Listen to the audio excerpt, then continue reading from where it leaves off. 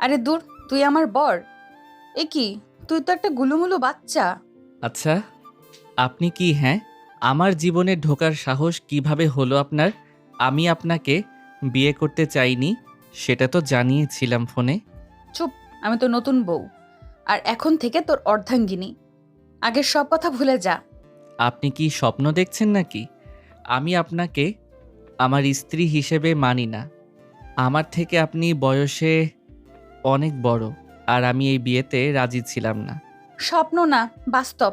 এখন থেকে আমি তোকে শাসন করব, আর সেটা খুব ভালোভাবেই করব, কারণ তোর বাবা আমাকে এই অধিকার দিয়েছে। তুই নাকি রাস্তায় বখাটেদের মতো ঘুরে বেড়াস আর টাকা নষ্ট করিস। দেখুন, একদম বাজে কথা বলবেন না।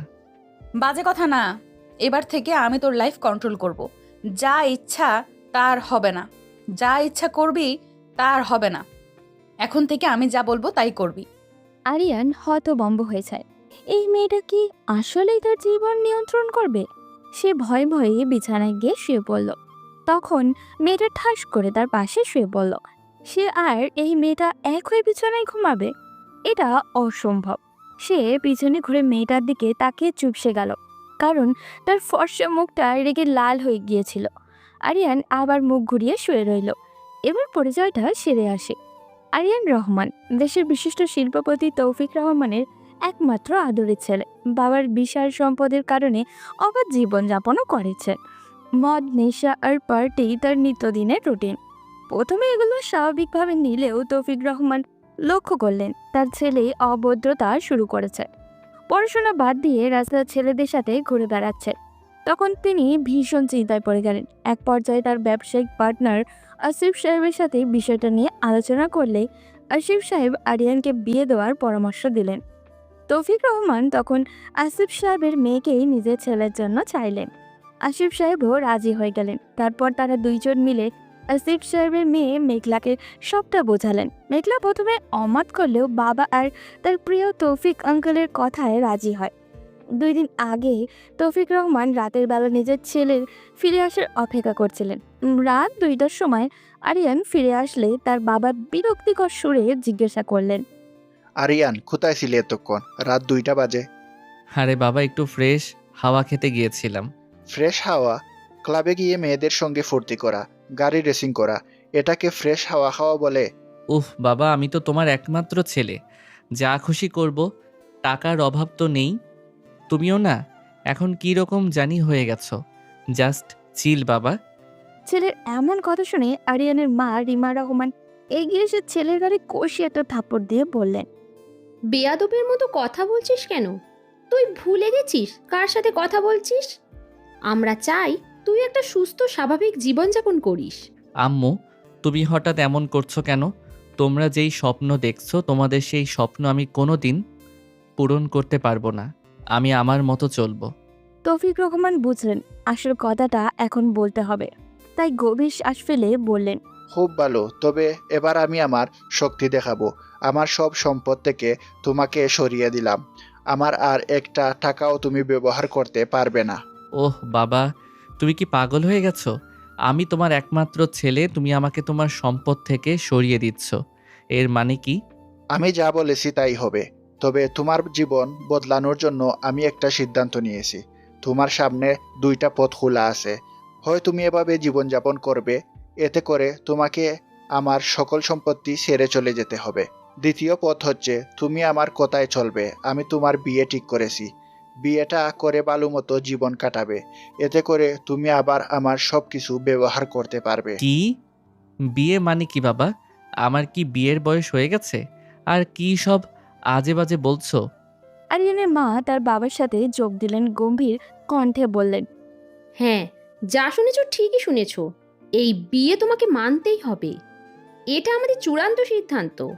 না হলে তোমার বাবা যেটা বলল সেটাই হবে। এই রাতের বেলা? হাউ ফানি মা! আমি বিয়ে করব? তাও একটা অচেনা মেয়েকে? হঠাৎ করে এসে বললেই কি বিয়ে করা যায় নাকি? মেয়েটা যে অপরিচিত সেটা তোমাকে কে বলল? যাই হোক, এত কিছু বলতে চাই না। তোমার সিদ্ধান্ত তুমি জানিয়ে দিও কাল। মানে বাবা, কথাটা শোনো আমার। কিন্তু তৌফিক রহমান কোনো কথা না বলে রুমে চলে গেলেন। আরিয়ান রাগে পাগল হয়ে যায়। কিন্তু বাবা মায়ের ব্যবহার থেকে বুঝে এবার সে সত্যিই বড় বিপদে পড়েছে। এর পরদিন কোনো মতে কাটলেও রাতে টাকার প্রয়োজন পড়ে, টাকা না পেয়ে মাথা নষ্ট হয়ে যায় ওর।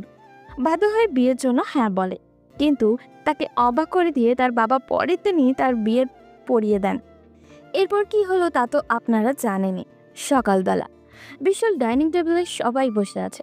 নতুন বইয়ের পাশে বসে আছে আরিয়ান। মেয়েটি তাকে জোর করে তুলে নিয়ে এসেছে, না হলে সে সাধারণত 12টার আগে উঠে না। হঠাৎই দরজা খুলে তার শ্বশুর বাড়ির লোকজন ঢোকে। মেঘলার বাবা মা, ছোট ভাই, খালা সবাই এসেছে। মেঘলার বাবা আসিফ আহমেদ হাসি মুখে এগিয়ে এসে বললেন, কি খবর জামাই, কেমন আছে? আরিয়ান চুপচাপই বসেছিল, কোনো কথা বলছিল না। আসিফ সাহেব আবার হেসে জিজ্ঞাসা করতেই আরিয়ান নিজের জায়গা থেকে উঠে যায়। অহংকারী ভঙ্গিতে আসিফ সাহেবের দিকে তাকিয়ে বলল, হ্যাঁ ভালোই আছি, মানে যতটুকু ভালো থাকা যায়। আচ্ছা, আপনাদের প্ল্যানটা কি বলেন তো? আমার তো মনে হয় আমার বাবার এই সম্পত্তি পুরোটা পাওয়ার জন্যই আপনার এই প্ল্যান। আমাকে জোরপূর্বক আপনার মেয়ের কাছে বিয়ে দেওয়া হলো।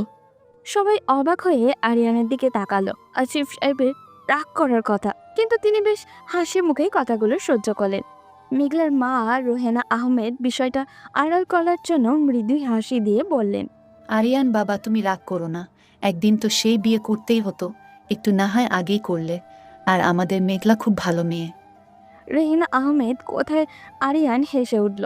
এগিয়ে গিয়ে মেঘলার মায়ের মুখের উপরে আঙুল উঠিয়ে বলল, ভালো মেয়ে তাই না? যদি এতই ভালো আপনাদের মেয়ে, তাহলে আমার কাছে জোর করে বিয়ে দিয়েছেন কেন? নিজের থেকে বয়সে ছোট একটা ছেলেকে বিয়ে করতে লজ্জা করলো না ওনার? আমি কি এই বিয়ে চেয়েছিলাম? মেঘলার ছোট ভাই তামিম বিষয়টা মেনে নিতে পারল না। সে আরিয়ানের সামনে এসে ভ্রু কুঁচকে বলল, দুলা ভাই, আপনি কি ইচ্ছে করে অভদ্রতা করছেন? আমার বাবা কেন আপনাদের সম্পত্তির প্রতি লোভ দেবে? আমাদের কি কোনো অভাব আছে? হয়তো আপনাদের মতো এত নেই, তবে আলহামদুলিল্লাহ যতটা আছে এতটা নিয়ে আমরা খুব সন্তুষ্ট আছি। আমার বোনকে আমরা জোর করে বিয়ে দেইনি, বরং আপনার বাবা হাত পা ধরে বাধ্য করেছে বিয়ে দেওয়ার জন্য। তাই ভদ্র ভাষায় কথা বলুন। ও রিয়েলি? তোর কাছে আমি ভদ্রতা শিখব? শোন, আমি এসব শুনতেই চাই না কে কি করেছে। আমি জাস্ট এটা জানি আমার এই বিয়েতে কোনো মত ছিল না। আমি এই বিয়ে মানি না। আরিয়ানের কথায় ঘরের পরিবেশ থমথমে হয়ে যায়। মেঘলা চোখ সরু করে তাকিয়ে থাকে, কিন্তু কোনো কথা বলে না। তৌফিক রহমান নিজের রাগ কন্ট্রোল করতে না পেরে আরিয়ানের গালে ঠাস করে একটা থাপ্পড় মারে। তারপর বলেন, বেয়াদব, এটা কি ধরনের আচরণ? সবার সামনে এভাবে আমাকে অপমান করার জন্য তোমাকে বড় করেছি। উনারা তোমার গুরুজন, উনাদের সাথে কিভাবে কথা বলতে হয় জানো না? বাবা প্লিজ, আমি কোনো ভদ্রলোক সাজতে পারবো না। আমি নিজের ইচ্ছায় এই বিয়ে করিনি, আর আমি এই নাটকও আর সহ্য করতে পারছি না। বলেই আরিয়ান রেগে রুমে চলে যায়। এর কিছুক্ষণ পরই মোবাইলে কথা বলতে বলতে নিচে নামে। দোস্ত, প্ল্যান আছে আজ একদম ক্রেজি পার্টি করতে হবে। তোরা কোথায় এখন? আরে দোস্ত, তোর না কাল বিয়ে হলো, নতুন বউ রেখে কি পার্টি করতে পারবি? বিয়ে মাই ফুট, আমি যা চাই তাই করি। আমি বিয়ে করেছি মানে এই না যে বন্দি হয়ে গেছি। আমি আসছি, তোরা ক্লাবে আয়। বলে সে বসা থেকে বেরিয়ে যায়, আর কেউই কিছু বলার সুযোগ পায় না। এদিকে তৌফিক সাহেব নিজের বন্ধুর সামনে দাঁড়িয়ে মাথা নিচু করে বলেন, বন্ধু, তুই আমাকে ক্ষমা করে দিস। আমার ছেলের ব্যবহারের জন্য আমি লজ্জিত। আরে দূর, কি বলিস, আমরা তো জেনেই বিয়ে দিয়েছি, আস্তে আস্তে সব ঠিক হয়ে যাবে। এখন চলো আড্ডা দেই সবাই মিলে। তৌফিক সাহেব আড়ালে চোখের জল মুছলেন। মেঘলা চুপচাপ রুমে গিয়ে বসে রইল। তার কিছুই ভালো লাগছে না। একটা প্রাইভেট ক্লাব, পার্টি চলছে, আলো ঝলকানি, গান বাজনা চারিদিকে। আরিয়া তার বন্ধুদের মাঝেই বসে আছে। টেবিলে দামি মদ, ধোয়ার কুণ্ডলি উঠছে চারিদিকে। অনেক একটা গ্লাস তুলে বলল, আরিয়ান, তুই আসলে অনেক বড় ঝামেলায় পড়ছিস। দোস্ত, এখন কি করবি?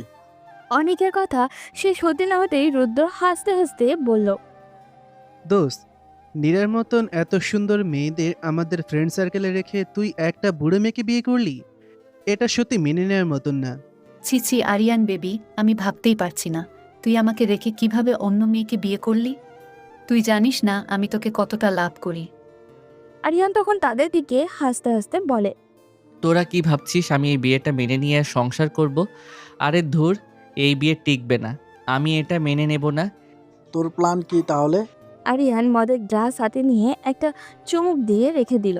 এরপর 2 হাত মাথায় চেপে ধরে বলল, এই বিয়ে নামক ঢংটা মেনে নিব না। যদি জোর করে মানতে বলে তাহলে ওই মেয়ের জীবন ধ্বংস করে ফেলবো।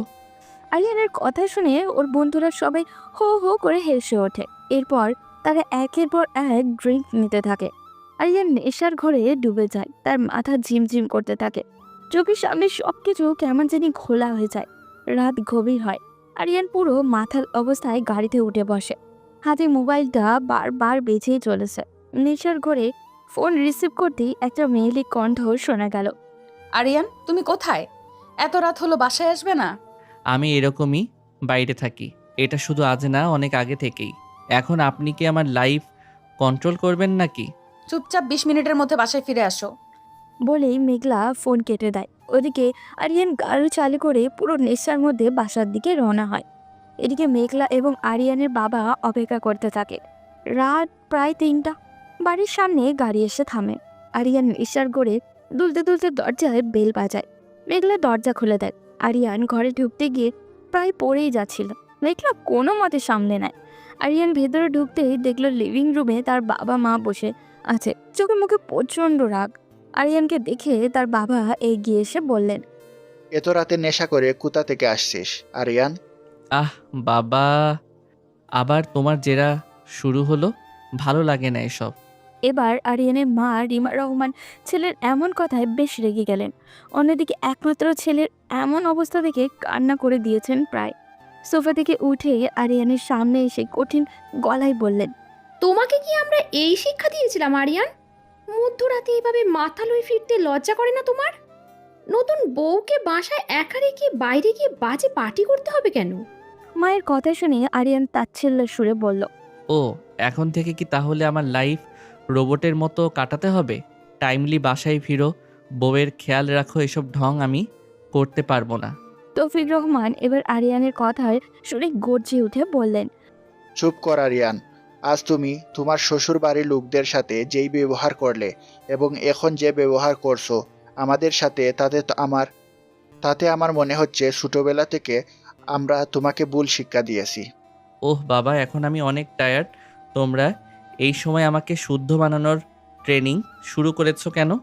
আরিয়ানের এমন খামখেয়ালি কথা শুনে রিমা রহমান ছেলের মাথায় হাত বুলিয়ে দিয়ে কান্না জড়িত কণ্ঠে বললেন, আর কত আমাদের ছোট করবি বাবা? এবার অন্তত ভালো পথে ফিরে আয়।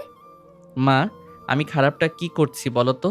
তোমরা যেভাবে আমার জীবন নিয়ে খেলছো সেভাবে করতে থাকলে আমার নিজেকে রোবট মনে হয়। রিমা, ছেড়ে দাও এই ছোট লোকটাকে, এভাবে মানুষ করতে পারবো না। ওর জন্য ওর মতোই হতে হবে। ও রিয়েলি? তাহলে আমিও একটা কথা স্পষ্ট করে দেই, এই বাড়ির কেউ আমাকে কন্ট্রোল করতে পারবে না। আমি যেমন খুশি তেমন চলবো। তোমাদের কথা মতো বিয়ে করেছি, শেষ। আর কিছু করতে বলবে না। মেঘলা এতক্ষণ চুপ করে দাঁড়িয়েছিল, এবার আর সহ্য করতে পারল না। ঠান্ডা চেহারায় আরিয়ানের দিকে এগিয়ে গেল। আরিয়ান, আমার সাথে রুমে চলো এখনই। ওহ ম্যাডাম, আপনি শুধু বাকি ছিলেন, এবার আপনিও যোগ হয়ে গেলেন। আমি বলছি রুমে চলো। আরিয়ান নেশার ঘোরে হেসেই যাচ্ছিল, কিন্তু হঠাৎ করেই মেঘলা তার কলার ধরে টেনে উপরে নিয়ে যেতে লাগলো। সবাই হতবাক। আরিয়ান ছটফট করতে লাগলো, কিন্তু মেঘলার শক্তি ছিল অবিশ্বাস্য। আরিয়ান নিজেকে ছাড়ানোর চেষ্টা করতে করতে বলল, এই কি করছেন আপনি? ছাড়ুন আমায়। তোকে শাসন করার দায়িত্ব বিয়ের দিনই তোর বাবা আমাকে দিয়েছিলেন, আর আজ আমি সেটা শুরু করব। বলে মেঘলা আরিয়ানকে রুমে নিয়ে দরজা বন্ধ করে দিল। আরিয়ান আগে ফুঁসছিল, কিন্তু কিছু বুঝে ওঠার আগেই মেঘলা আরিয়ানের কলার ধরে তাকে বিছানায় ফেলে দিল। দেখুন, আপনি কিন্তু বেশি করছেন। মেঘলা আরিয়ানের বুকের উপরে উঠে রেগে কাঁপতে লাগলো। আরিয়ান উঠে যেতে চাইলে মেঘলা ঠাস করে একটা থাপড় বসিয়ে দিল আরিয়ানের গালে। আরিয়ান গালে হাত দিতে চোখ বড় বড় করে বলল, এটা তো শুরু, মাত্র একটা থাপ্পড় দিয়েছি। তুই যা করেছিস তাতে আরো বেশি মারা উচিত। বলেই মেঘলা আবারও একটা চড় মারল আরিয়ানকে। আরিয়ানের মাথা ঘুরে গেল। সেইবার রেগে গর্জে উঠে বলল, আপনি আমাকে মারলেন? আপনি কি পাগল হয়ে গেছেন? এরকম অদ্ভুত ব্যবহার করছেন কেন? আজ থেকে আমি তোর বউ না, তোর শিক্ষক। তুই যা করছিস সেটা একদমই তুই যা করছিস সেটা একদমই সহ্য করব না। গুরুজনদের সাথে কিভাবে ব্যবহার করতে হয় তুই জানিস না? আমি যেভাবে ইচ্ছা সেভাবে ব্যবহার করব, কিন্তু আপনি আমাকে মারার সাহস পেলেন কোথায়? আমি শুধু তোকে মারবো না, তোকে ঠিক করব। বলেই মেঘলা আরিয়ানকে টেনে তুলে দেওয়ালের সাথে চেপে ধরল। আরিয়ান এবার ভীষণ রেগে বলল, আহ, দ্যাটস ইট।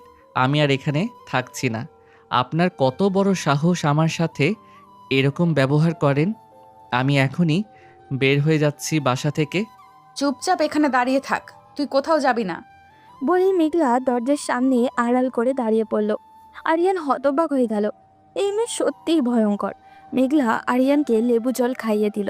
এরপর আরিয়ান কিছু বলতে যাবে তার আগেই মেঘলা ধমক দিয়ে ঘুমাতে বলল। রাত গভীর। মার খাওয়ার ধাক্কায় আরিয়ানের বেশ ক্লান্ত হয়ে গেছে। কিছুক্ষণ গর্জন করলেও শেষ পর্যন্ত বিছানায় ধপ করে পড়ে যায়। চোখের পাতা ভারী হয়ে আসে, শরীর যেন অবসর যাচ্ছে। অবশেষে সে ঘুমিয়ে পড়ে। ওদিকে ঘরের কোণায় দাঁড়িয়ে মেঘলা চুপচাপ তাকিয়ে থাকে। কঠিন মুখের আড়ালে তার চোখে এক রাশ কষ্ট। তার বুকের ভেতর মোচড় দিয়ে ওঠে। ধীরে ধীরে সে জানলার পাশে গিয়ে দাঁড়ায়। বাইরে রাতের আকাশ ঘন কালো। নিজের অজান্তেই চোখের কোণে জল চলে আসে। আকাশের দিকে তাকিয়ে বলে, আমি কি সত্যিই ঠিক কাজটা করছি? আমি কি পারবো এই ছেলেটাকে বদলাতে? বাবা মা আর আমার শ্বশুর মশাই এমন একটা দায়িত্ব আমাকে দিয়েছেন, যেটা পালন করতে গিয়ে আমি নিজেই হাঁপিয়ে উঠেছি। না, আমাকে পারতেই হবে। এভাবে ভেঙে পড়লে চলবে না। বলে মেঘলা আস্তে আস্তে সে মেঝেতে বসে পড়ে। মাথা হেলিয়ে দেয় দেওয়ালের গায়ে। নিঃশব্দ কান্না ঝরে পড়ে তার গাল বেয়ে। এই অহংকারী বেপরোয়া ছেলেটাকে বদলানো কি সত্যিই সম্ভব? সময় কেটে যায়, রাতও শেষ হয়। ভোরের আজান শোনা যায় ওই দূর থেকে। মেঘলা চোখ মুছে উঠে দাঁড়ায়। এক মুহূর্ত দেরি করে না, সোজা গিয়ে আরিয়ানের ঘুমন্ত শরীরের পাশে দাঁড়ায়। ঘুমন্ত অবস্থায় কি মায়াবী লাগে আরিয়ানকে। মেঘলা কিছুক্ষণ তাকিয়ে থাকে। এরপর নিজের অজান্তেই আরিয়ানের কপালে নিজের ঠোঁট জোড়া স্পর্শ করে। কালকে রাতে যে রাগের মাথায় থাপ্পড় দিয়েছিল সেটা ফর্সা গালে স্পষ্ট বোঝা যাচ্ছে। মেঘলা আলতো করে আরিয়ানের গালে ঠোঁট চোয়ায়, কিন্তু পরক্ষণেই মনে হয় তাকে কোমল হলে চলবে না। এই ঘাড়তারা ছেলেকে ভালো কথায় ঠিক করা যাবে না। আরিয়ান ঘুমিয়েছিল। হঠাৎ করেই একটা শক্তিশালী ধাক্কা অনুভব করে। ঘুম ঘুম চোখে বলে, আহ, কি করছেন? ঘুমাতে দিন। ইস, শখ কত! ওঠো, নামাজের সময় হয়ে গেছে। ও গড, এই মেয়ের নাটকের কি শেষ নেই? জানতো উঠে নামাজ পড়ে নিব। আরিয়ান আবারও ঘুরে বেরিয়ে শুয়ে পড়তে গেলে মেঘলা এক ছটকায় আরিয়ানের কম্বলের এক পাশ ধরে টেনে ফেলে দেয়। আরিয়ান এবার লাফ দিয়ে ওঠে আর বলে, এই আপনি কি পাগল? এই ভোররাতে পাগলামি শুরু করলেন কেন? চুপচাপ ওঠো, নামাজ পড়তে হবে। আমি বললাম তো একটু পর উঠে পড়ে নিব। আর আমি কি ছোট বাচ্চা যে আপনি ঠিক করে দেবেন আমি কি করব? ঠিক ধরেছো সোনা, এখন থেকে তোমার লাইফের সব আমি ঠিক করে দিব। কারণ তোমার বুদ্ধি এখনো ছোট বাচ্চাদের মতোই। আপনি আসলেই অসহ্য। তুই যদি আজ নামাজ না পড়িস তাহলে আমি তোকে আবার মারবো। কালকে রাতে থাপ্পড়ের কথা নিশ্চয়ই ভুলে যাসনি। আরিয়ান বিরক্ত হয়ে উঠে বসে, মাথা চুলকায়। মেঘলা কোনো কথা না বলে এক গ্লাস পানি ছিটিয়ে দেয় আরিয়ানের মুখে। আরিয়ান বিরক্তিতে চিৎকার করে বলে। আরিয়ান কিছুক্ষণ তাকিয়ে থাকে। এরপর গজগজ করতে উঠে দাঁড়ায়। নিজের মনে মনে বলতে থাকে, এই মেয়েটা আসলেই পাগল। আমার বাবা একে খুঁজে পেল কোথায়? বলেই কোনো মতে অজু করে মসজিদের দিকে রওনা হয়। ভেতরে প্রচণ্ড রাগ হলেও মনে মনে কেমন একটা অদ্ভুত অনুভূতি হয় আরিয়ানের। কখনো ভোরে ঘুম ছেড়ে নামাজে যেতে হয়নি, আজ এই মেয়েটার কারণেই যেতে হচ্ছে। নামাজ শেষে যখন আরিয়ান বের হয় তখন বাইরে দাঁড়িয়েছিলেন তৌফিক রহমান। তিনি চোখ বড় বড় করে তাকিয়েছিলেন, যেন বিশ্বাসই করতে পারছেন না তার ঘাট তেরা ছেলে এত সকালে ফজরের নামাজে এসেছে।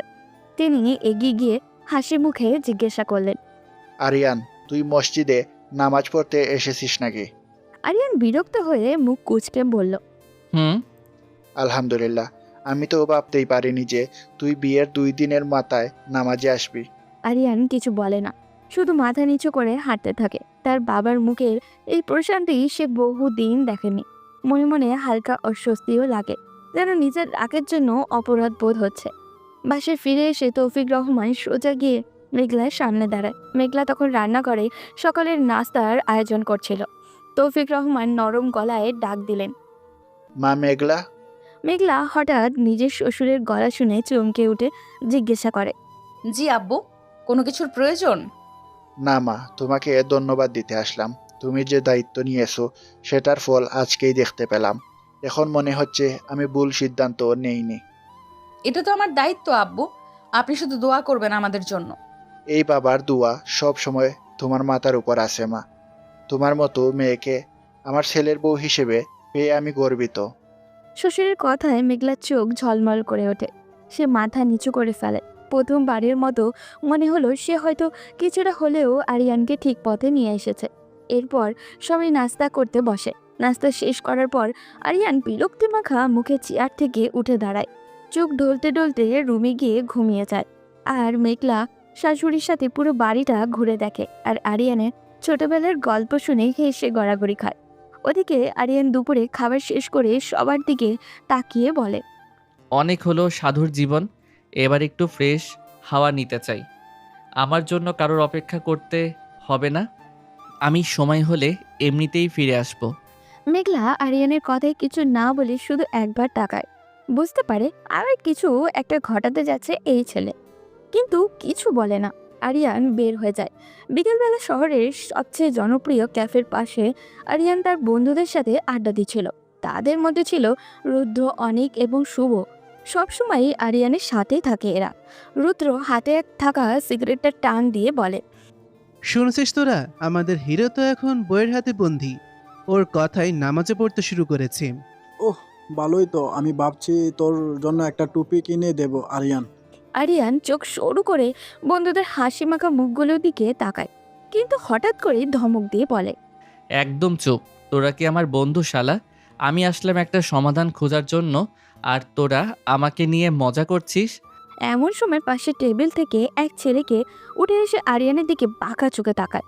তার নাম নাসির, এলাকার বকাটে একটা ছেলে। এতক্ষণ আরিয়ান আর তার বন্ধুদের কথা আড়ি পেতে শুনছিল। সে আরিয়ানের দিকে তাকিয়ে তার ছেলের সুরে বলে, আরে আরে, তোদের বড় লোক বাবার পয়সাওয়ালা ছেলে এখন বইয়ের কুকুর হয়ে গেছে নাকি? আরিয়ান প্রথমে চুপচাপ ছিল, কিন্তু বইয়ের কুকুর কথাটা শুনতেই তার মাথায় যেন রাগ ফুলে ওঠে। মুহূর্তের মধ্যে চেয়ার ঠেলে উঠে দাঁড়ায়। নাসিরের সামনে গিয়ে কলার ধরে বলে, তোর মুখ সামলে কথা বলবি। তুই কি আমাকে জানিস না আমি কি করতে পারি? ও তাই নাকি? তা কি করবি শুনি? লজ্জা করে না বড় বড় কথা বলতে? তুই একটা মেয়ের কাছে থাপ্পড় খেয়ে বন্ধুদের কাছে হেল্প চাচ্ছিস, আর আমরা দেখেও কিছু বলবো না? এটা কিরকম কথা? আরিয়ান এক মুহূর্ত দেরি করলো না, সোজা এক ঘুষি বসিয়ে দিল নাসিরের মুখে। মুহূর্তের মধ্যেই পরিস্থিতি কেমন জানি ভয়াবহ উঠল। নাসিরও রেগে গিয়ে প্রতিরোধ করলো। টেবিল ছেড়ে দুপক্ষের কয়েকজন এসে যোগ দিল। আরিয়ান প্রচণ্ড রেগে গিয়ে মারামারি শুরু করলো, কিন্তু এক পর্যায়ে নাসিরের এক বন্ধু ইটের টুকরো দিয়ে তার হাতে আঘাত করলো। আরিয়ান ব্যথায় চিৎকার দিয়ে উঠল। তার হাত কেটে গেছে, রক্তও পড়ছে, কিন্তু রাগে উন্মাদ হয়ে সে আরেক ঘুষিতে নাসিরকে ফেলে দিল। চারপাশের লোকজন জড়ো হতে থাকে। একসময় পুলিশ আসার কথা শুনে সবাই দৌড়ে পালায়। আরিয়ানও কোনো মতে গাড়ি চালিয়ে বাসায় ফেরে। বাসায় ঢুকতেই সবাই চমকে যায়। হাতে রক্ত, শার্ট ছেঁড়া, মুখে চোটের দাগ। আরিয়ানের মা রিমা রহমান এই অবস্থা থেকে চিৎকার দিয়ে বলেন, আরিয়ান, এটা কি করেছিস? তোর এই অবস্থা কেন বাবা? তৌফিক রহমান দৌড়ে আসলেন। এসে এই অবস্থা দেখে রাগে গর্জে উঠে বললেন, আজ আবার মারামারি? তুই কি কোনোদিন মানুষ হবি না?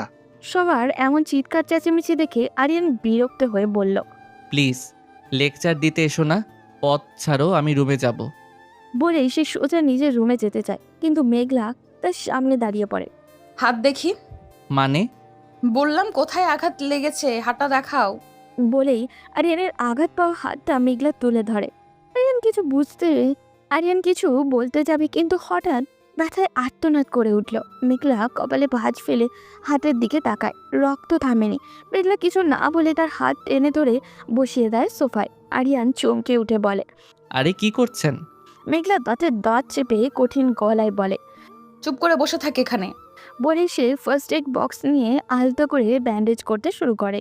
কিন্তু কাটা জায়গা পরিষ্কার করার জন্য ধরতেই আরিয়ান কেঁপে ওঠে। আহ, আস্তে করো, ভীষণ জ্বলছে। ধৈর্য ধরো, মারামারি করার সময় মনে ছিল না এটা? আরিয়ান চুপ হয়ে যায়। সবাই অবাক হয়ে দেখছে মেঘলার এই কঠোর শাসন, কিন্তু মেঘলা নির্বিকারভাবে নিজের কাজ চালিয়ে যাচ্ছে। ব্যান্ডের শেষে আরিয়ানকে ধরে ধরে রুমে নিয়ে শুইয়ে দেয়। রাতে খাবারের সময় আরিয়ান এক হাতে খেতে পারছে না, বাম হাতে চামচ ধরতে গেলে সবই পড়ে যাচ্ছে। আরিয়ান রেগে খাবার ছেড়ে উঠে যায়। উফ, এই হাত দিয়ে খাওয়া সম্ভব না, আমি গেলাম। বলে আরিয়ান রুমে গিয়ে শুয়ে পড়ে। হঠাৎ করে মেঘলা হাতে একটা প্লেট নিয়ে তার পাশে এসে বসে। আরিয়ান অবাক হয়ে বলে, আপনি খাওয়া বাদ দিয়ে এখানে কেন? চুপচাপ উঠে হা কর, আমি খাইয়ে দিচ্ছি। মেঘলার কথায় আরিয়ান চোখ বড় বড় করে বলে। কি বলছেন এসব? মেঘলা কোনো উত্তর না দিয়ে আরিয়ানকে টান দিয়ে সোজা করে বসায়। এরপর এক লোকমা ভাত তার মুখের সামনে ধরে। আরিয়ান হালকা পিছিয়ে গিয়ে বলে, আপনি কি আমার সাথে মজা করছেন? মজা করতে যাব কেন? তোর হাত তো ঠিক নেই, নিজে খেতে পারবি না, তাই আমি খাওয়াচ্ছি। আমি নিজের হাতেই খেতে পারবো, এখন খিদে নেই তাই চলে এসেছি। আমি বলেছি হা কর, তো সাহস তো কম না আমার কথার অবাধ্য হোস। আরিয়ান অবাক হয়ে মেঘলার দিকে তাকিয়ে থাকে। মেঘার চোখে এমন এক শক্তি যা তাকে বাধ্য করে মুখে তুলতে। অনিচ্ছা সত্ত্বেও সে হাঁ করে মেঘলার খাবার মুখে তুলে দেয়। আরিয়ান মুখ বাঁকায়, কিন্তু কিছু বলে না। এভাবে ধীরে ধীরে খাবার শেষ হলে মেঘলা প্লেট রেখে এসে আরিয়ানের মাথায় নিজের বুকে চেপে ধরে বলে, আর কখনো মারামারি করতে দেখলে আমি নিজেই তোকে হাসপাতালে পাঠিয়ে দেব। আরিয়ান মেঘলার এমন কাণ্ডে চোখ সরু করে বলে, মানে কি এসবের? যা বললাম তা মনে রাখিস। তুই বুঝিস না আমার কষ্ট হয়, এরপরও কেন এরকম আচরণ করিস? আরিয়ান থমথমে মুখে তাকিয়ে থাকে মেয়েটার দিকে। মেঘলা যা বলছে সেটা যে মিথ্যা তা নয়। আরিয়ান খুব ভালো করেই জানে সে মেঘলাকে কষ্ট দিয়েই যাচ্ছে। সকালে সূর্য উকি দিচ্ছে, কিন্তু রহমান পরিবারের পরিবেশ আজ থমথমে। ড্রয়িং রুমে বসে আছেন তৌফিক রহমান, রিমা রহমান ও মেঘলা। আরিয়ান তখনও ঘুমিয়ে আছে। তৌফিক রহমান ভীষণ চিন্তিত, কপালে ভাঁজ স্পষ্ট। গভীর গলায় বললেন, আমি আর পারছি না রিমা, প্রতিদিন ছেলেটা নতুন নতুন ঝামেলা করছে, মারামারি, পার্টি, নেশা, কোনো কিছু বাদ দিচ্ছে না।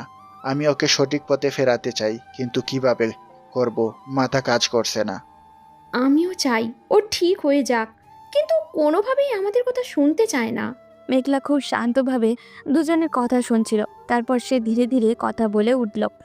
আরিয়ানকে ঠিক করার একটাই উপায় আছে আব্বু। তৌফিক রহমান ও রিমা দুজনেই অবাক হয়ে মেঘলার দিকে তাকায়। তৌফিক রহমান কপালে ভাঁজ ফেলে জিজ্ঞাসা করেন, কি উপায় মা? আব্বু, আরিয়ানকে টাকা পয়সা দেওয়া পুরোপুরি বন্ধ করে দিন, এরপর যা করার আমি করব। এক মুহূর্তের জন্য ঘরে পিন পতন নীরবতা নেমে আসে। রিমা রহমান অবাক হয়ে বলেন, কি বলছো মা মেঘলা? হ্যাঁ আম্মু, আরিয়ানের ধারণা সে যা চাইবে ওর সব কিছু পাওয়া উচিত, এমন অহংকারী ভাবনা ওকে শেষ করে দিচ্ছে। তাই যতদিন না ও অফিসে গিয়ে নিজের কাজটা শুরু করবে ততদিন ওকে কোনো টাকা দিবেন না। কিন্তু মা, এতে যদি ও আরো রেগে যায়? করুক, রাগ করে যদি বাসা ছেড়ে বেরিয়ে যায় তবে ও নিজেই বুঝবে টাকা ছাড়া কেমন লাগে। এই মুহূর্তে ওকে একটা ধাক্কা দেওয়া দরকার, না হলে সারা জীবন ও এমনই থেকে যাবে। তৌফিক রহমান কিছুক্ষণ চুপ থেকে ভেবে দেখলেন। তার একটা দীর্ঘশ্বাস ছেড়ে বললেন, ঠিক আছে, তাহলে কাল থেকে আমি ওকে 1 টাকাও দেব না। আর মা মেঘলা, তুমি ওকে একটু দেখে রাখো, ও তোমার কথা শুনে। মেঘলা মাথা ঝুঁকিয়ে সম্মতি জানায়। 2-3 দিন আরিয়ান বাসায় থেকেছে, কারণ হাতে ব্যথা ছিল খুবই। কিন্তু আজ সে সুস্থ, তাই আবার বন্ধুদের সাথে পার্টিতে যেতে চায়। সে সোজা তার বাবার রুমে যায়, গিয়ে স্বাভাবিক ভঙ্গিতেই বলে, বাবা, আমার 50,000 টাকা লাগবে, একটু আর্জেন্ট বের হব আমি। তৌফিক রহমান গম্ভীর মুখে তাকিয়ে থাকেন আরিয়ানের দিকে। তারপর মাথা নাড়িয়ে বলেন। টাকা নেই। আরিয়ান প্রথমে বুঝতে পারে না, ব্রো কুচকে জিজ্ঞাসা করেন, মানে কি বলছো বাবা? মানে তুই আজ থেকে কোনো টাকা পাবি না। আরিয়ানের মাথা যেন বাজ পড়ে, চোখ বড় বড় করে বাবার দিকে তাকিয়ে বলে, কি? বাবা, তুমি কি সিরিয়াস? অবশ্যই, যতদিন না তুমি অফিসে গিয়ে কাজ শুরু করবে ততদিন কোনো টাকা পাবে না। এইবার আরিয়ান পুরোপুরি রেগে আগুন হয়ে যায়, গর্জে উঠে বলে, এটা কি ধরনের ফালতু শর্ত? আমি কি কোনো ভিখারির মতো টাকা চাইতে আসছি? তোমাদের দেওয়া শর্তে বিয়ে করলাম বলে এখন কথায় কথায় শর্ত দেওয়া শুরু করেছো? হ্যাঁ, এখন থেকে এভাবেই শর্ত দিব। তুমি পুরুষ মানুষ, বাবার টাকা উড়ানোর জন্য জন্ম নাওনি, নিজে উপার্জন করার জন্য জন্ম নিয়েছো। আমি তোমার অফিসে যাব না, আর আমার যা খুশি তাই করব। তুমি কি ভাবছো এইসব লেইম শর্ত দিয়ে আমাকে আটকে ফেলবে? বলেই আরিয়ান রাগে গজগজ করতে করতে বাসা থেকে বেরিয়ে যায়। পরবর্তী 2-3 দিন আরিয়ান কোনোভাবে বন্ধু বান্ধবের কাছ থেকে টাকা ধার নিয়ে চালিয়ে নেয়, কিন্তু এক সময় সে বুঝতে পারে ধার নিয়ে সব কিছু ম্যানেজ করা যাচ্ছে না। একদিন সকালে সে রুমে বসে ফোনে তার বন্ধু রুদ্রের সাথে কথা বলছিল। দোস্ত, তোরা আমাকে একটু টাকা পাঠাতে পারবি? দোস্ত, আমার হাতে এখন একদম খালি। তুই তোর বাবার কাছ থেকে নিচ্ছিস না কেন? আর বলিস না দোস্ত, আমার বাবা 1 টাকাও দিচ্ছে না। বলছে অফিসে গেলে টাকা দিবে। তাহলে তুই অফিসে যা, অফিসে গেলে তো টাকা পাবি। আমি কোনো অফিস টফিস করব না। তাহলে আমাদের আর কিছু বলিস না দোস্ত। বলি রুদ্র ফোন রেখে দেয়। আরিয়ান হতভম্ব হয়ে বসে থাকে। ধীরে ধীরে তার মাথাটা একটা বিষয় স্পষ্ট হয়ে আসে। পৃথিবীতে টাকা ছাড়া বেঁচে থাকা অসম্ভব, আর টাকা পেতে হলে তাকে অফিসে যেতেই হবে। পরদিন সকালে নাস্তার সময় আরিয়ান টেবিলে এক কোণায় বসেছিল। মুখে কোনো কথা নেই, চোখের নিচে ক্লান্তির ছাপ। তৌফিক রহমান নীরবেই খাচ্ছিলেন, আর মেঘলা ঠান্ডা চোখে আরিয়ানের প্রতিক্রিয়া দেখছিল। অবশেষে কিছুক্ষণ পর আরিয়ান নিজেই মুখ খুলল, ধীর কণ্ঠে বলল, বাবা। আরিয়ান ডাকে তৌফিক রহমান মুখ তুলে তাকালেন। আরিয়ান একটু ইতস্তত করে বলল, বাবা, আমি আজ থেকে অফিসে যাব সিদ্ধান্ত নিয়েছি। এক মুহূর্তের জন্য সবাই চুপ। তারপর রিমা রহমান খুশিতে চোখ বড় বড় করে ফেললেন। তৌফিক রহমান মুখে হাসি লুকিয়ে রেখে মাথা ঝাঁকান, আরও গম্ভীর কণ্ঠে বলেন, খুব ভালো, সকাল 9টায় রেডি থেকো। মেঘলা একপাশে বসে চুপচাপ দেখছিল সবকিছু। তার ঠোঁটের কোণেও অল্প হাসি। অবশেষে তার পরিকল্পনা কাজে এসেছে। সকাল 9টা, রহমান গ্রুপ অফ ইন্ডাস্ট্রির মেইন অফিসে আজ প্রথম দিন এসেছে আরিয়ান, কিন্তু মুখে ভাব একদমই বিরক্তিকর। কোট টাই পরে বাবার কেবিনে ঢুকলো সে। হাই তুলে বলল, বাবা, আমি এখানে বসে কি করব? কি করবি মানে? অফিসের নিয়ম কানুন বুঝবি, ফাইল পড়বি, মিটিংয়ে বসবি। উফ, কি বিরক্তিকর একটা জীবন। এরপর সে সোজা চলে যায় তার জন্য নির্ধারণ করা কেবিনে। এভাবে কিছুক্ষণ কাজ করার পর দুপুরে বিরতিতে সে একটু রেস্ট নেওয়ার জন্য সোফায় গা এলিয়ে দিল। হঠাৎই মেঘলা ফোন দিল। কি ব্যাপার মশাই, আপনি অফিসের বস মানুষ, কেমন লাগছে প্রথম দিনের অফিস? খুব বাজে লাগছে। এইসব কাজকর্ম আমার জন্য না, বুঝলেন? বুঝলাম, কিন্তু এখন থেকে এটাই তোমার জীবন, মানিয়ে নিতে হবে বেবি। আরিয়ান বিরক্তি হয়ে ফোন রেখে দিল, কিন্তু ও বুঝতে পারল অল্প অল্প করে তার লাইফ চেঞ্জ হতে শুরু করেছে। এইভাবে 1 সপ্তাহ কেটে গেছে। প্রতিদিন সকাল 9টায় অফিসে যেতে হচ্ছে, সারাদিন কাজ করতে হচ্ছে। ধীরে ধীরে তার শরীর ক্লান্ত হয়ে যাচ্ছে। ঠিক এই সময় এক সন্ধ্যায় তার পুরনো বন্ধু বান্ধবের সাথে দেখা হয়ে গেল। এক অভিজাত রেস্টুরেন্টের সামনে দাঁড়িয়ে আছে আরিয়ান। হঠাৎই রুদ্র, অনিক আর আরও কয়েকজন বন্ধু হেসে হেসে এগিয়ে এলো। রুদ্র হাসতে হাসতে বলল, আরে আরিয়ান, এটা কি তুই ভাই? তোকে তো একদম স্যুট টাই পরা বাবুদের মতো মনে হচ্ছে। বলেই সবাই হো হো করে চোখ গেল। তোরা ঠিক কি বলতে চাইছিস? বলতে চাইছি, তুই কি সত্যি বদলে গেছিস? পার্টি, মজা, নেশা সব ছেড়ে দিয়ে একটা বোরিং বিজনেসম্যান হয়েছিস? না মানে এই অফিস অফিস খেলা তোদের জন্য না দোস্ত, চল আজ একটু মজা করি। কিন্তু পুরোনো জীবনে হাতছানি সে উপেক্ষা করতে পারল না। বন্ধুরা একের পর এক কথা বলে ওকে রাজি করালো। আরিয়ান আবেশে নিঃশ্বাসের বাস ছেড়ে বলল, আচ্ছা ঠিক আছে, চল। এরপর তারা সবাই চলে গেল এক নাইট ক্লাবে। নাইট ক্লাবে ঝলমলে আলো, উচ্চ শব্দে বাজতে থাকা মিউজিক, হাতে একের পর এক ড্রিঙ্ক। আরিয়ান আবারও আগের মতো ফুর্তি করা শুরু করলো।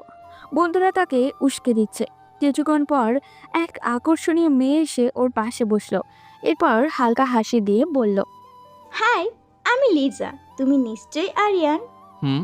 আমি আরিয়ান, কিন্তু তুমিও আমার নাম জানলে কি করে লিজা? উফ, কি যে বলো না তুমি।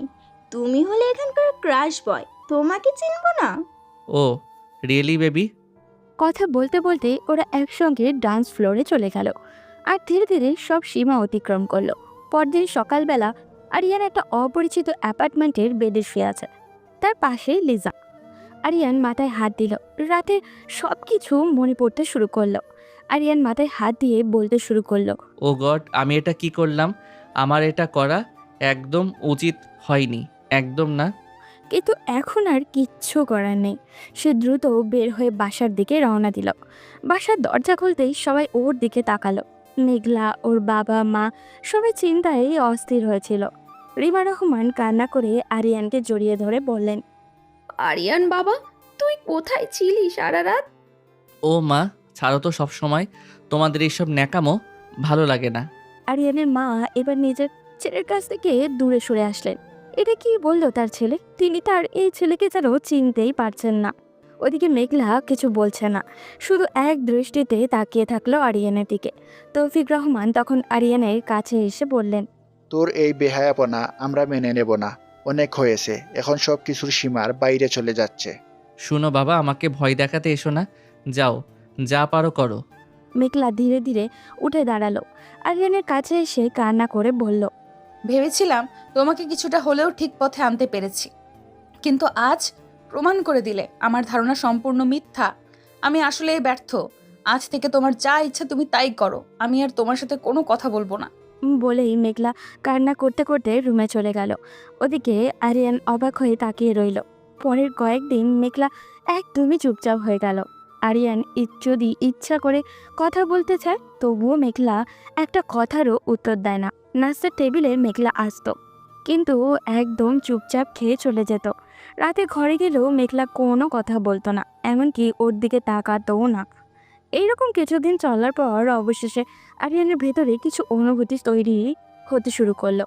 রাতে বিছানায় শুয়ে আরিয়ান একদম শান্তভাবেই ভাবছিল। আগে মেঘলা সব সময় কথা বলতো, ঝগড়া করতো, খুনসুটি করতো, কিন্তু এখন তো একদমই চুপ থাকে। এটা কেন হচ্ছে? কোনোভাবে আরিয়ান বুঝতে পারলো মেঘলার এই পরিবর্তন ওর জন্য কষ্টদায়ক হয়ে উঠেছে। কেন সে মেঘলাকে নিয়ে এত চিন্তা করছে? না, কোনো উত্তর নেই ওর কাছে। আরিয়ান এইগুলোর উত্তর জানার জন্য পাগল হয়ে গেছে প্রায়। রাত তখন প্রায় 10টা। মেঘলা বেডরুমে বসেই বই পড়ছে। আরিয়ান দরজায় দাঁড়িয়ে চুপচাপ দেখছে। মেঘলার সেদিকে কোনো খেয়ালই নেই। আরিয়ান মেঘলার কাছে এসে গলায় নরম সুর এনে ডাক দিল, মেঘলা। কিন্তু মেঘলা পাত্তাও দিল না। শুনেও না শোনার ভান করে বইয়ে চোখ রাখল। আরিয়ান আরও এগিয়ে গিয়ে মেঘলার কাছে অনুরোধ করে বলল, প্লিজ কথা বলেন। এভাবে চুপ করে থাকেন কেন কয়েকদিন ধরে? আরিয়ানের এই কথা শুনে মেঘলা আবারও চোখ তুলে তাকালো, মুখে স্পষ্ট অভিমান। আরিয়ানের দিকে তাকিয়ে বেশ শান্ত কণ্ঠেই বলে, আমি কি কথা বলবো? আমার কথার কোনো মূল্য আছে তোমার জীবনে? আমি যত কিছুই বলি না কেন, তোমার জীবন তো তোমার ইচ্ছে মতোই চলছে। আরিয়ান এবার মেঘলার সামনে এসে হাঁটু গেড়ে বসে পড়ল। মেঘলা আরিয়ানের এমন ব্যবহার দেখে বেশ চমকেই গেল। আরিয়ান ঠিক কী করতে চাইছে সেটা বুঝতে মেঘলা পারছে না। আরিয়ান হাঁটু গেড়ে বসে হালকা হাসি দিয়ে বলল, আপনি এভাবে চুপ করে থাকলে আমার কষ্ট হয়। কেন কষ্ট হয় আমি জানি না, তবে আপনি আমার অভ্যাসে পরিণত হয়ে গেছেন। আপনার সাথে আমার কথা বলাই লাগবে। মেঘলা তখন তার ছেলের একটা হাসি দিয়ে বলল, কি বললে তুমি? কষ্ট হয়? তোমার মতো নিষ্ঠুর একটা মানুষের কি কষ্ট নামক অনুভূতি আছে? হ্যাঁ হয়, আর সেটা কেন হয় জানি না বলেই আমার কাছে মনে হচ্ছে আপনার সাথে কথা বলা জরুরি। মেঘলা এবার উঠে দাঁড়ালো। আরিয়ানও নিজের জায়গা ছেড়ে মেঘলার মুখোমুখি হলো। তখন মেঘলা গম্ভীর কণ্ঠে বলল, যদি সত্যি আমার সাথে কথা না বললে তোমার কষ্ট হয়, তাহলে কেন তুমি প্রতিবার আমাকে কষ্ট দাও? কেন আমার কথার কোনো দাম দাও না? আমি সব কিছু ছেড়ে তোমাকে আপন করতে চাইছি, কিন্তু তুমি বারবার আমাকে ধ্বংস করে দিচ্ছ। আরিয়ান চুপ। কি বলবে ও? কি বলবে বুঝেই উঠতে পারছে না। তার কিচ্ছু তো বলার নেই। মেঘলা যে কথাগুলো বলছে তার বিন্দু পরিমাণও মিথ্যে নয়। আরিয়ানকে কথা বলতে না দেখে মেঘলা আবারও বলে উঠল, আমি আর পারছি না আরিয়ান। সব কিছুর একটা সীমা থাকে। ভালোবাসা না থাকলে সংসার করার নাটক করে কি লাভ? সংসারে বাঁচতে হলে ভালোবাসার প্রয়োজন, যেখানে হারানোর ভয়ে দুজনেরই চোখ ভিজবে। আরিয়ান কিছুক্ষণ বলতে পারল না। তার মাথায় প্রচণ্ড যন্ত্রণা শুরু করলো। তাই সেখান থেকে এক প্রকার পালিয়ে চলে এলো। মেঘলাও বাধা দিল না, কারণ নিজেকে ভালো করে জানার জন্য, নিজেকে পর্যালোচনা করার জন্য একাকিত্বের প্রয়োজনীয়তা আছে। আর সেই একা সময়টা মেঘলা আরিয়ানকে দিতে চায়। মেঘলা আবারও বইয়ে মন দিল, কিন্তু চোখের কোণায় পানি কেমন চিকচিক করছে। ইচ্ছা করলেও পড়ার মনোযোগ দিতে পারছে না। তার মনে একটাই চিন্তা, আরিয়ান কি এবার সত্যিই অনুশোচনায় অনুভব করলো? কিন্তু পরদিন সকাল, মেঘলা ফোন হাতে নিয়ে সোফায় বসেছিল। হঠাৎ তার ফোনে একটা অপরিচিত নাম্বার থেকে নোটিফিকেশন এলো। মেসেজ ওপেন করতেই মেঘলা চোখে বিস্ফোরিত হলো। কিছু ছবি, একটি নাইট ক্লাবে তোলা যেখানে আরিয়ান এক মেয়েকে জড়িয়ে ধরে আছে। আরও কয়েকটা ছবি যেখানে আরিয়ান একটা মেয়েকে জড়িয়ে ধরে শুয়েও আছে। ছবিগুলো দেখে পরিষ্কার বোঝা যাচ্ছে আরিয়ান সেদিন এই মেয়েটার সাথেই রাত কাটিয়েছিল। মেঘলাও হাত কাঁপতে লাগলো, নিঃশ্বাস ভারী হয়ে গেল, চোখের কোণ দিয়ে পানি গড়িয়ে পড়ল ওর। ঠিক তখনই আরিয়ান রুমে ঢুকলো। মেঘলাকে এভাবে দাঁড়িয়ে থাকতে দেখে হালকা হাসি দিয়ে বলল, কি ম্যাডাম, আজ তো মনে হচ্ছে আপনার একটু রাগ কম। এভাবে রোবটের মতো দাঁড়িয়ে আছেন কেন? আরিয়ানের এমন কথা শুনে মেঘলার ভিতরে যেন আগুন জ্বলে উঠল। নিজের প্রিয় মানুষটাকে অবৈধভাবে অন্য কারোর সাথে থাকতে দেখলে যে কোনো মেয়েরই এরকম অনুভূতি হওয়ার কথা। মেঘলা দ্রুত উঠে দাঁড়ালো, ফোনটা আরিয়ানের দিকে ছুড়ে দিয়ে চিৎকার করে বলল। এটা কি আরিয়ান? মেঘলার এমন ব্যবহারে আরিয়ান বেশ চমকেই গেল। তাড়াতাড়ি ফোনটা হাতে নিল। আরিয়ান ফোন হাতে নিতেই ছবিগুলো দেখে আঁতকে উঠল। তার মুখ শুকিয়ে গেল। এই ছবিগুলো মেঘলা কোথায় পেল? এগুলো তো মেঘলার পাওয়ার কথা না। আর যদি কেউ পাঠিয়েও থাকে তাহলে সেই মানুষটাকে। আরিয়ান ভীষণ অবাক হলো, চোখ বড় বড় করে মেঘলার দিকে তাকিয়ে বলল। এটা এটা আপনাকে কে পাঠালো? মেঘলার চোখ দিয়ে তখন বৃষ্টি শুরু হয়েছে। রাগে তার শরীর কাঁপছে। এগিয়ে এসে আরিয়ানের কলার চেপে ধরে বলল, আমি জানতে চাই না কে পাঠিয়েছে। আমি জানতে চাই এটা সত্যি কি না। তুমি জাস্ট আমাকে একটা জিনিস ক্লিয়ার করো। আরিয়ান কিছু বলতে পারছিল না। ও জানে সেই রাতে কি হয়েছিল, কিন্তু এখন কিভাবে ব্যাখ্যা করবে, আর সেটা বললেও কি মেঘলা তাকে বিশ্বাস করবে? আরিয়ান মাথা নিচু করে নিল। আরিয়ানের মাথা নিচু করা দেখে মেঘলার আর বুঝতে বাকি রইল না ছবিগুলো আসলেই সত্য। মেঘলা এবার আরও জোরে কান্না করে দিল। আরিয়ানকে টেনে নিজের কাছে নিয়ে এসে কাঁপা কাঁপা কণ্ঠে বলল, ছি আরিয়ান, ছি। আমি ভেবেছিলাম তুই হয়তো নেশা করিস, বাবার টাকা উড়াস, সব আমি আমার ভালোবাসা দিয়ে জয় করে নিব। কিন্তু আজ এটা দেখার পর আমার আর কিচ্ছু বলার নেই। এত বড় একটা কাজ করার পরও তোর চেহারায় লজ্জার কোনো ছাপ নেই। তুই কি একবারও ভাবলি না আমি এটা দেখার পর আমার কিরকম লাগবে? আর তোর ফিল হবেই বা কি করে? তুই তো আমাকে ভালোই বাসিস না। আরিয়ান কিছু বলছে না, চুপচাপ দাঁড়িয়ে আছে। মেঘলা কান্না করতে করতে মাটিতে বসে পড়ল। আরিয়ান ভীষণ খারাপ লাগতে শুরু করলো। সে মেঘলার কাছে গিয়ে মেঘলার কাঁধে হাত দিয়ে বলল, মেঘলা, প্লিজ আমার কথা শুনুন। মেঘলা ধাক্কা দিয়ে আরিয়ানকে সরিয়ে দিয়ে উঠে আরিয়ানের গালে ঠাস করে একটা থাপ্পড় মারল। আরিয়ান গালে হাত দিয়ে দাঁড়িয়ে আছে। মেঘলা গর্জে উঠে বলল, তোর সাহস কি করে হলো আমাকে টাচ করার? আমি আজ পর্যন্ত কোনো ছেলের কথা মাথায়ও আনিনি।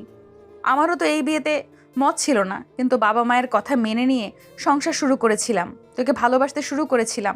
কিন্তু তুই দিনের পর দিন আমাকে না জানিয়ে অন্য মেয়েদের সাথে। ছি।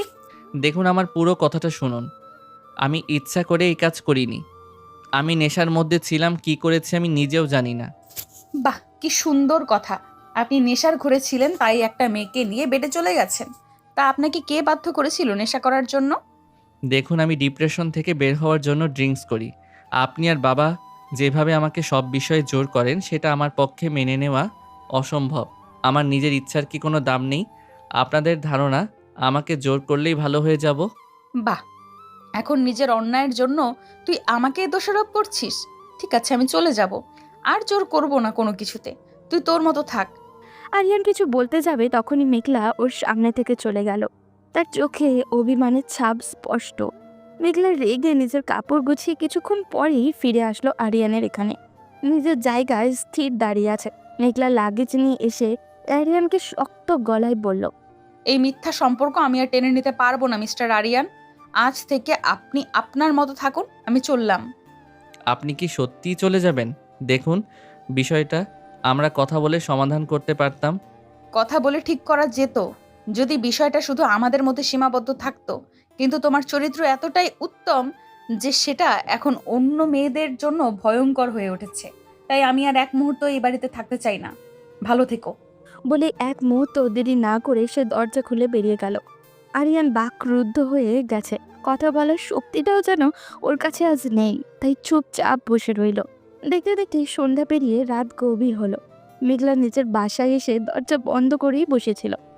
বাসায় আসার পর থেকেই চোখের পানি আর কোণে পাত মানেনি। মেঘলা শুয়ে শুয়ে ভাবতে থাকে, আমি কি ভুল করলাম, নাকি ওকে শুধরে দেওয়ার চেষ্টাই ভুল ছিল?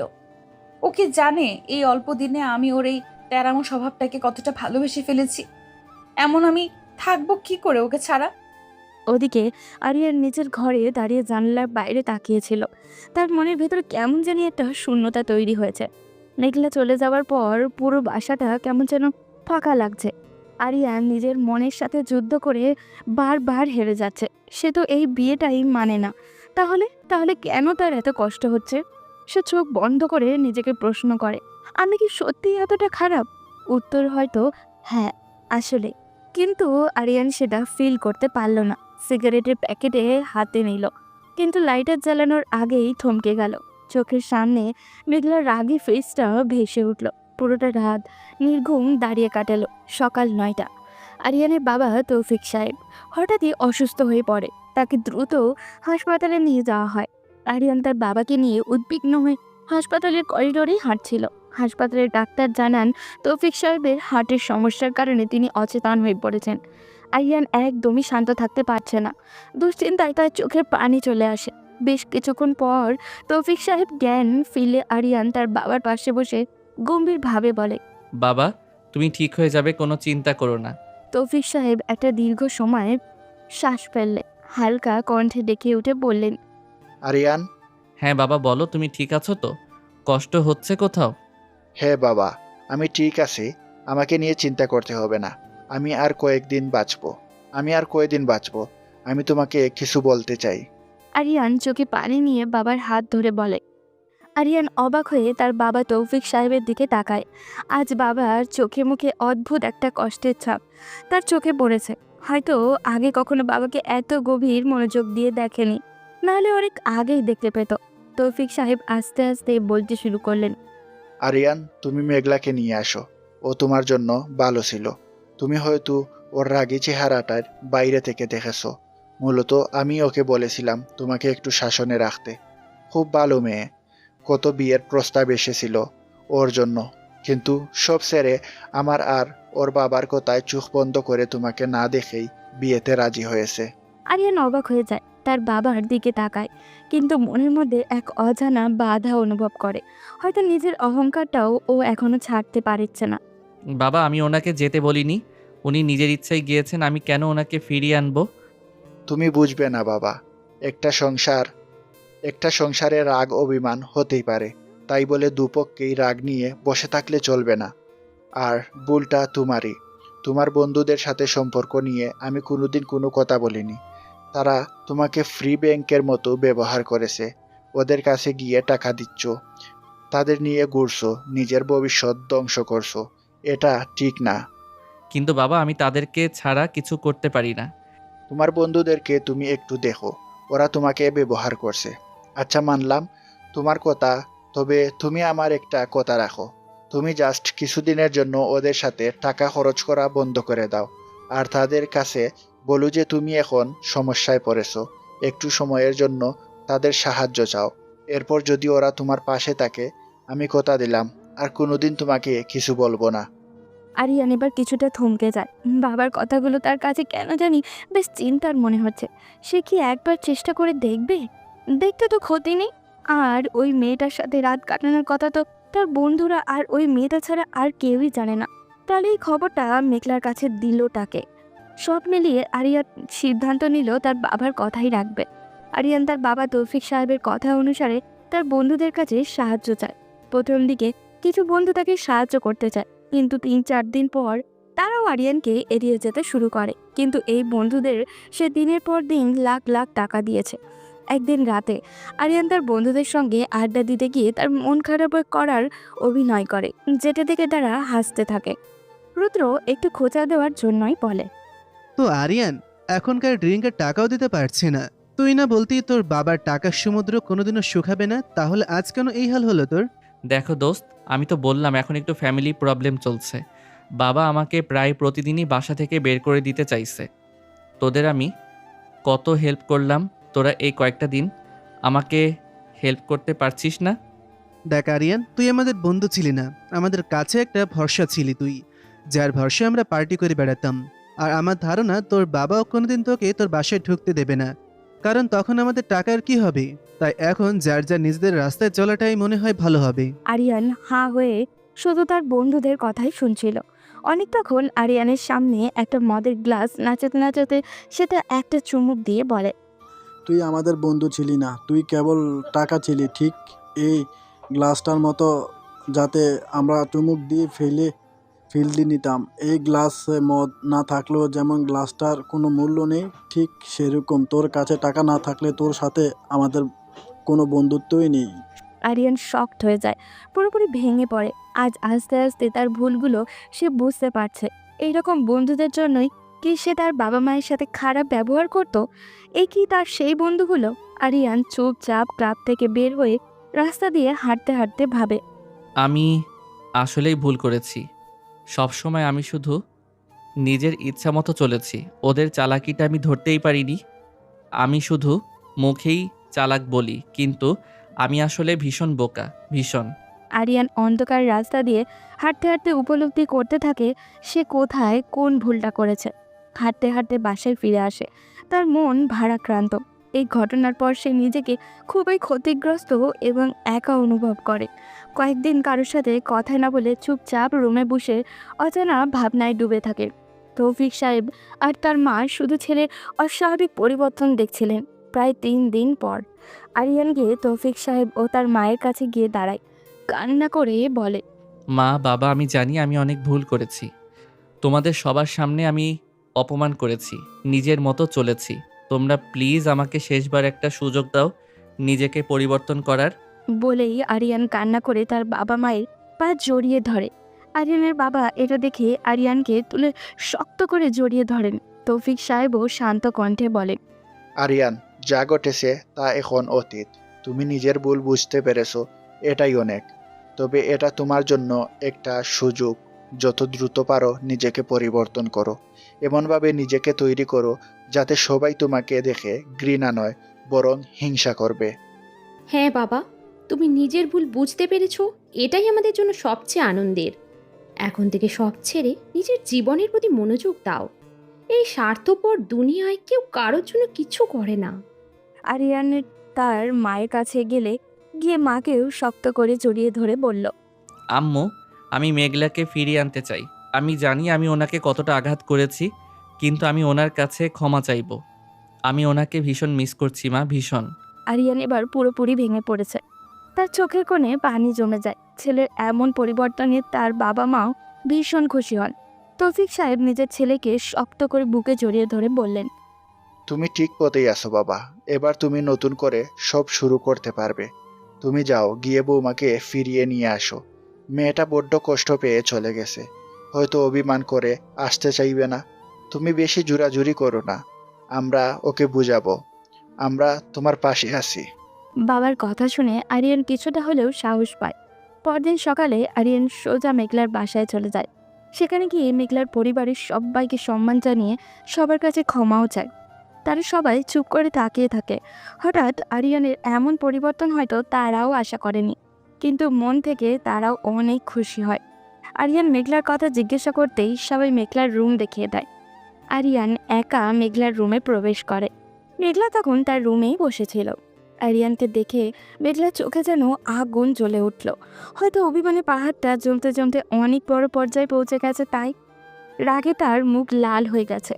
আরিয়ান এই চেহারা দেখে ভয় পেয়ে যায়। কোনো উপায় না পেয়ে মেঘলার দিকে তাকিয়ে আস্তে করে বলে, মেঘলা, আমি জানি আমি আপনাকে কষ্ট দিয়েছি।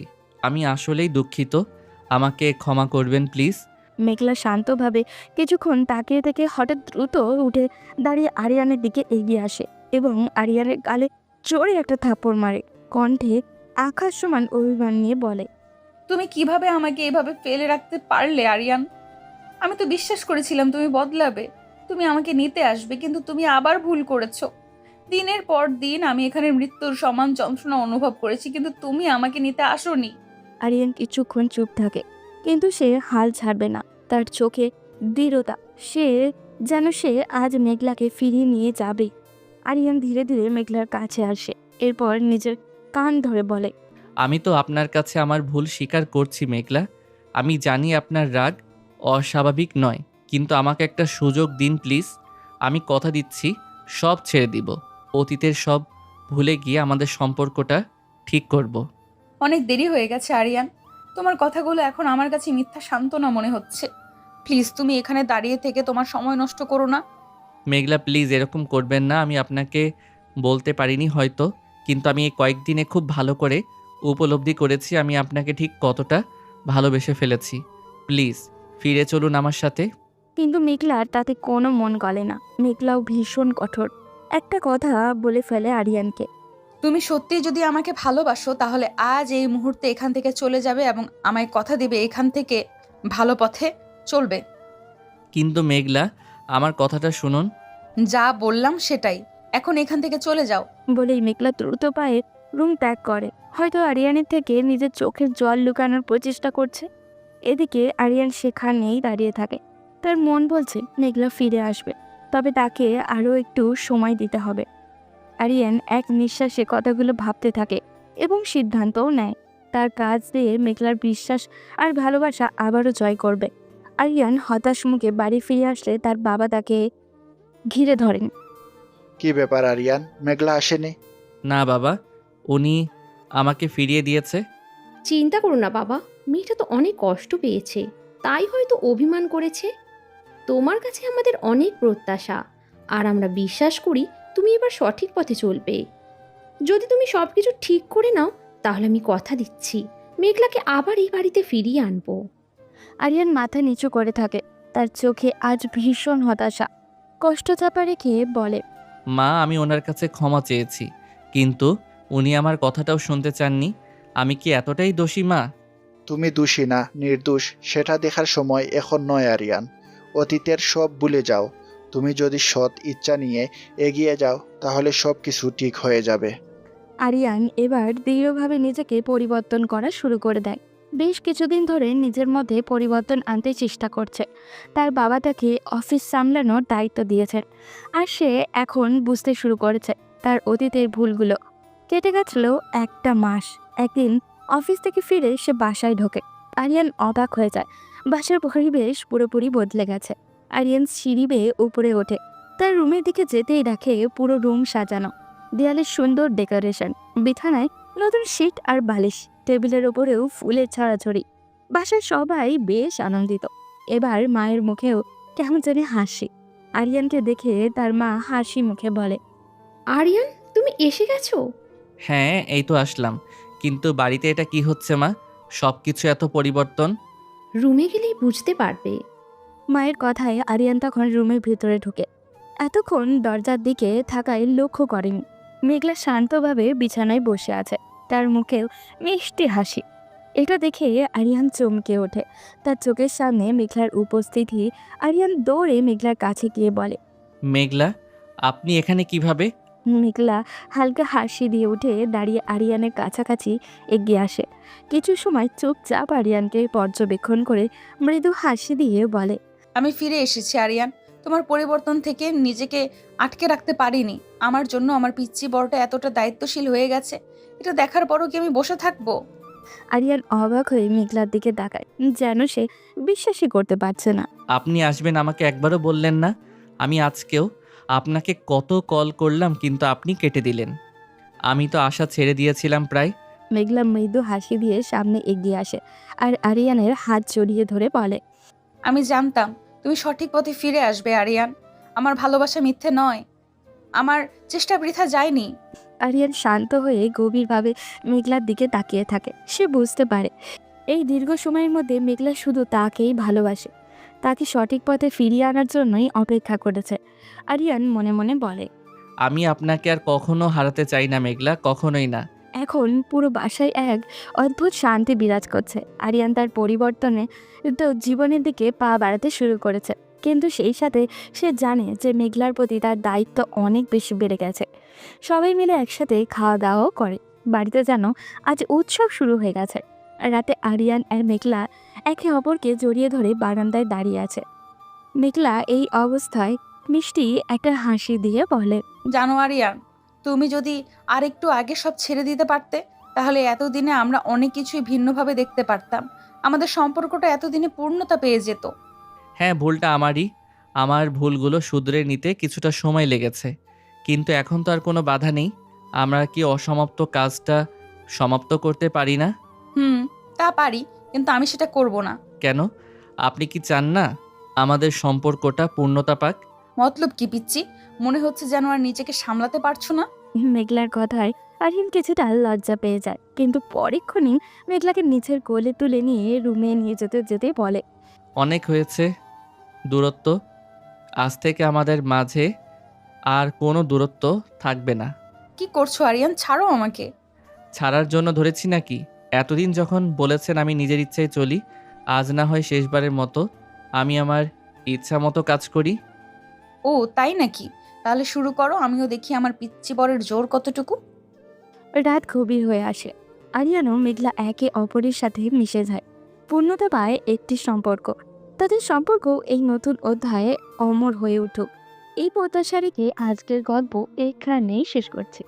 দেখা হবে পরবর্তী কোনো গল্পতে। সেই পর্যন্ত সবাই ভালো থাকবেন এবং সুস্থ থাকবেন।